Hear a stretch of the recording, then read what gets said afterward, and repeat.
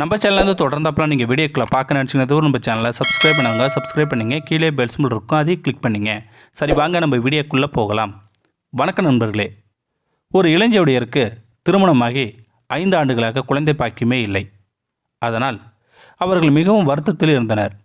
ஒரு நாள் அழகிய நாய்க்குட்டியை வாங்கி வந்தனர்.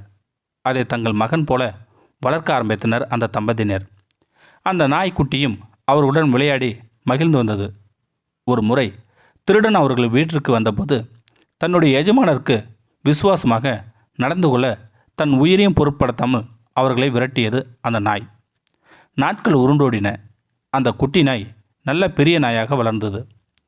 7 வருடம் கழித்து அந்த தம்பதியினருக்கு ஒரு மகன் பிறந்தான். இப்போதெல்லாம் அந்த குழந்தையுடன் தான் அந்த தம்பதியினர் நேரத்தை செலவிடுகின்றனர். நாய் இப்போதெல்லாம் தனிமையில்தான் பொழுதை கழிக்க வேண்டியதாயிற்று. அவர்கள் வளர்ந்த நாய்க்கு அந்த குழந்தை மேல் பொறாமை உண்டாயிற்று. ஒரு நாள் அந்த தம்பதியினர் குழந்தையை தொட்டியில் தூங்க வைத்துவிட்டு மாடியில் நின்று பேசி கொண்டிருந்தனர். சிறிது நேரம் கழித்து நாயின் சத்தம் கேட்டதும் மேலே இருந்து இறங்கி ஓடி வந்தனர். படி அருகில் நாய் வாயில் இரத்தக்கரையுடன் நின்று கொண்டிருந்தது. இதை பார்த்ததும் அதை எஜமானர் ஓடிச் சென்று துப்பாக்கி எடுத்து வந்து நாயை சுட்டு வீழ்த்தினர்.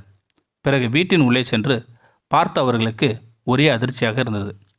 குழந்தையின் அருகில் நல்ல பாம்பு 2 துண்டுகளாக கிடந்தது. குழந்தையை காப்பாற்ற அவர்கள் வளர்த்த நாய் அந்த பாம்பை கடித்து போட்டுள்ளது. அந்த பாம்பின் இரத்தக்கரை தான் நாயின் வாயில் இருந்தது என்று அப்போதுதான் அந்த தம்பதியினருக்கு புரிந்தது. தங்கள் குழந்தையை காப்பாற்றிய நாயை அநியாயமாக கொன்றுவிட்டனர் என்று கதறி எழுதினர் அந்த தம்பதியினர். முன்கோபம் முட்டாள்தனத்தில் போய் முடிவு என்பதற்கு இது ஒரு எடுத்துக்காட்டு தான்.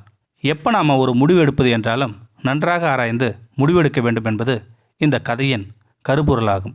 இந்த வீடியோ உங்களுக்கு பிடிச்சிருந்தா கமெண்ட் பாக்ஸில் கமெண்ட் பண்ணுங்கள். கூட உங்கள் ஃப்ரெண்ட்ஸுக்கு ஷேர் பண்ணுங்கள்.